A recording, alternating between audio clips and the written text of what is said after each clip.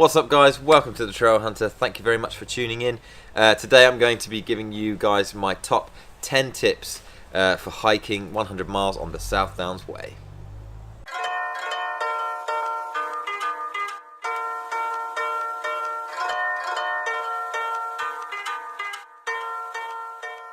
For those of you who are new to my channel, I believe that the best way to explore the world is on foot. I'm offering you hiking video guides, gear reviews, gear lists, travel tips, hiking tips and much more. So if you're new here, do consider subscribing.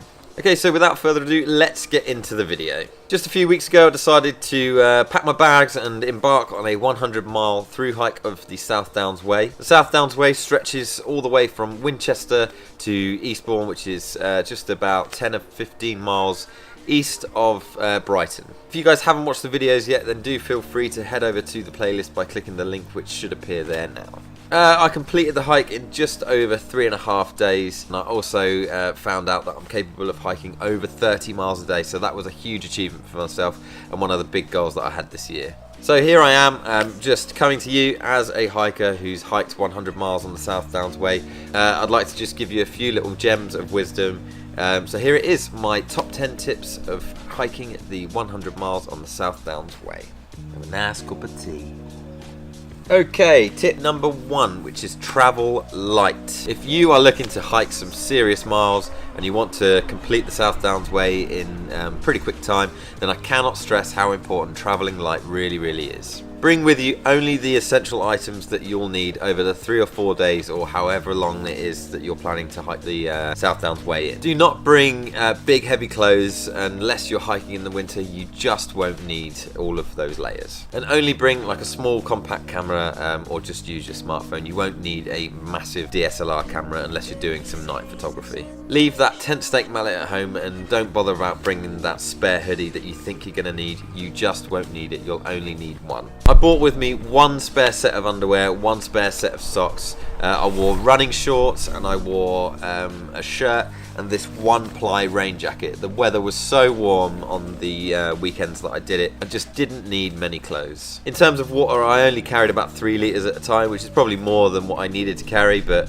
I didn't want to have to keep stopping to find water, and if I missed a tap on the way, then that wouldn't have been so good. So I liked carrying a little bit of extra water because the heat was just really high. With less items to carry and less items to charge, you'll have a lot less weight, which will speed you up so you can rack up those miles a lot more quickly, as well as being less likely to injure yourself along the way. If you're carrying a really huge monster pack, you're more likely to sprain your ankle, throw your back out, trip over, hurt yourself, break bones. So the lighter the pack, the safer you'll be as well. To see a full list of what was in my pack for my 100-mile through hike of the South Downs Way, then click the link above right now. Okay, tip number 2, do not pack too much food. The South Downs Way passes through so many towns and villages along the way, and there's so many pubs and restaurants that you'll pass through for lunchtime as well. So if you pack too much food, you'll either waste it or you'll eat it and you'll miss out on all of those fantastic pubs. Unless you're going for that ultra backpacker experience and you don't want to interact with other people and you don't want to go to a restaurant and you really just want to rely on what you've got in your backpack, then by all means bring enough food for the entirety of your trip. But I just felt like this 100 miles, you're passing through all these towns and it's a bit of practice for myself. I wanted to have lunch at these places. I bought dinners with me, so I packed with me a dehydrated meal for each dinner time, as well as cereal bars, Cliff bars for energy, energy drinks, some squash, a little tiny bottle of squash to sweeten my water. So I had enough food for me. As long as I had a nice lunch at a pub, I was more than happy. Tip number 3. This was a really important one that I wish someone had told me, and that is keep an eye out for cyclists on the route. One of the things that really got to me on the South Downs Way was the sheer amount of cyclists on the route. On the first weekend that I did it, there weren't so many, but one did actually clip my arm when he was cycling past. He didn't even ring his bell. He had to end up getting off his bike and saying sorry, and I was like, it's fine. But if he had just rang his bell, I would have known that he was coming.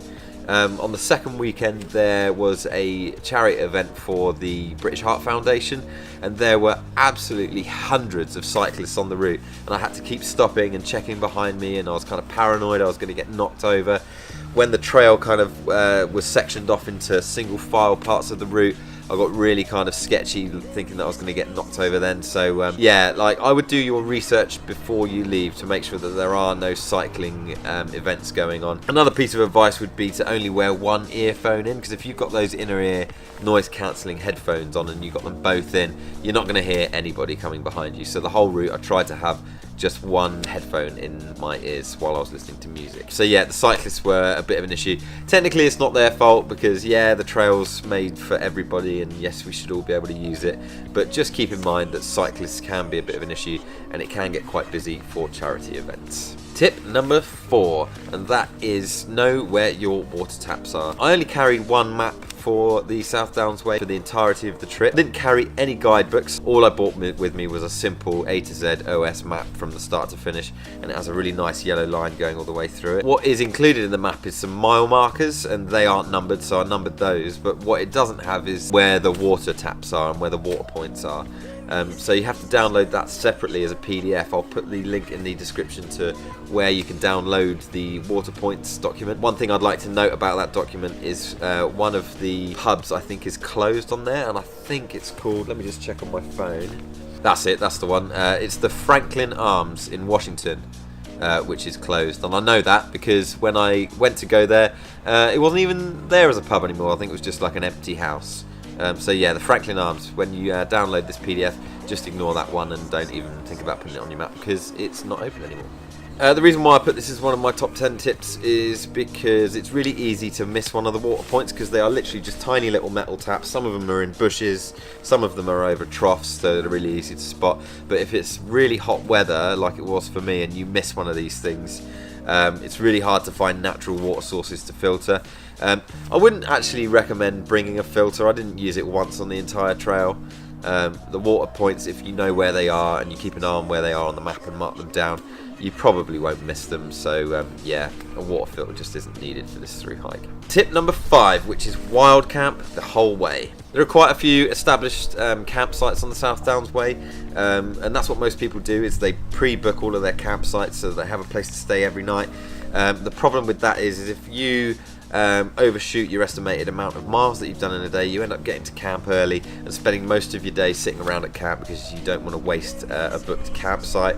Another thing that's wrong with using campsites is that they're sometimes off the trail by a couple of miles, so that's a bit of a pain, because you've got to just kind of come off the trail and do a road walk to get to your campsite. So if you leave that booking for someone else who really wants to camp at a campsite, you'll be sure that you'll get the most miles out of your day, because you can be selective of where you hike to and where you think your campsite's going to be. So the way that I did this was I got to about 9 o'clock when the sun was about to set in the next hour, and then I'd start looking for a suitable place to camp.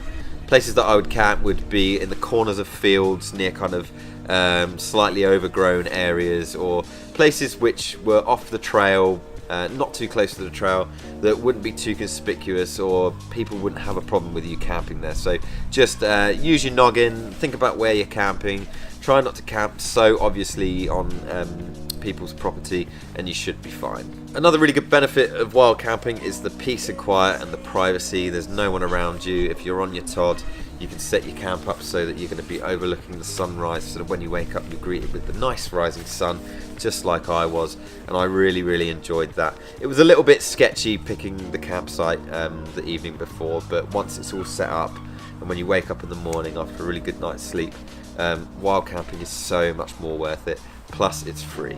Okay, tip number 6. My next top tip for the South Downs Way definitely has to be to not get too bogged down in guidebooks and maps. The South Downs Way is incredibly well signposted, and it's really surprising just how well it's easy to navigate around. Literally every junction, corner and trail intersection has a dumb post on it, so I can't see any way of you actually getting lost on the trail. Definitely bring a map with you and number out all of the mile markers on the map. If you get one of the OS maps that I mentioned earlier in this video, it will have all the little mile markers on it.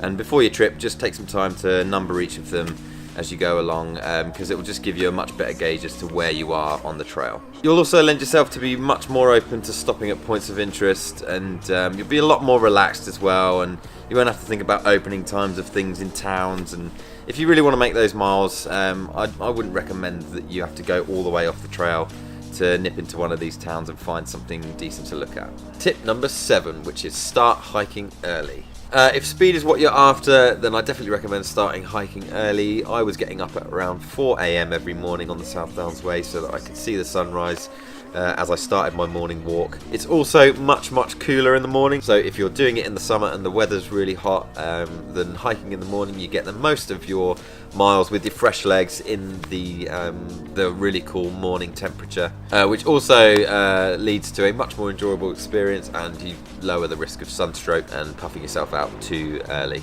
What's also really good is that you can then break for lunch at about 11 or 12, and you've already probably done about 10 or 15 miles anyway, so it's a good time to break out, and then you can have your lunch and have a rest while the sun is at the highest point in the sky, and then continue the hike on through to the evening. So if you start at 4 and finish at 8, that's probably a good 12 hours of hiking if you include the break that you had when it was around lunchtime when it was really hot. So you can have a really good solid day of hiking if you just get up that little bit earlier. Tip number 8, which is figure out what your all-day pace is and stick to it. If you listen to your body for those aches and pains, if you're hiking too hard, then slow down and get to a really comfortable walking pace that you can keep all day. What that enables you to do is to hike really far, really slow and steady, and you'll soon rack up those miles and get to that 100 really quickly, and you'll see those miles just ticking down. So what I would do is kind of start slow first off and then speed up, and then if I was walking a little bit too fast, just slow down a little bit throughout the day, and then you'll end up finding that you can stick to that pace all day, and before you know it, you've hiked 20 miles in a day and it's only 2 o'clock. To keep track of the miles and my pace, I used a Garmin watch, just one of the cheapest base models that I could find. It's just really good for tracking my progress and seeing how fast I'm walking, so a really good piece of kit to have for counting those miles. Okay guys, we're nearly there, so this is tip number 9, which is wear lightweight breathable footwear. I can't stress this enough. If you want to rack up those miles and do a 100-mile hike of the South Downs Way, then I can't stress enough how important it is to wear lightweight breathable footwear.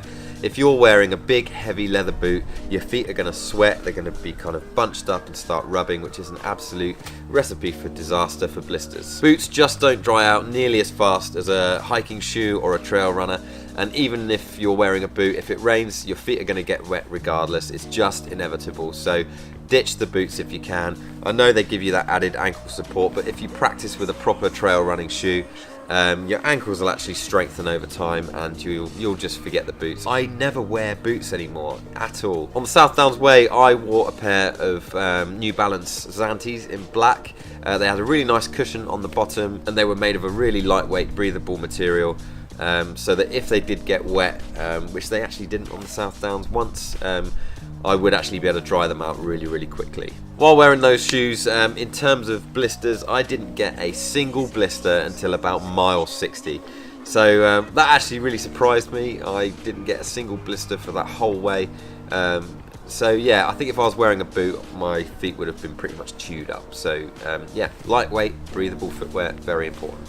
Okay folks, last but not least, this is tip number 10, which is hike solo or with one other person tops. The reason why I really enjoy hiking on my own as opposed to with a group of people is because I just really enjoy getting out of the hustle and bustle of daily life and being able to escape all of that and come out into the wide open spaces and just enjoy them for what they are.